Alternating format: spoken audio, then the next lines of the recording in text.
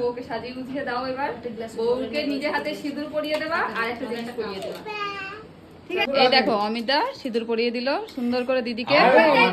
করতে হয় আচ্ছা 3 বার করতে হবে তাই তো? হ্যাঁ চলো ওদের বিয়ে করার সময় তো আজকে নাকি স্বামীর হাতে সিঁদুর পরতে হয় শুনেছি, তা দিদি তো বললো, দিদি আমাকেও বললো বদ্দি এখন আমাকে পরিয়ে দেবে। বদ্দি বললো বলে দায়িত্বটা পালন আমাদের বাসু। দাঁড়াও 3 বার। আর খাওয়া দাওয়া আমিও দেবো বলেছি ও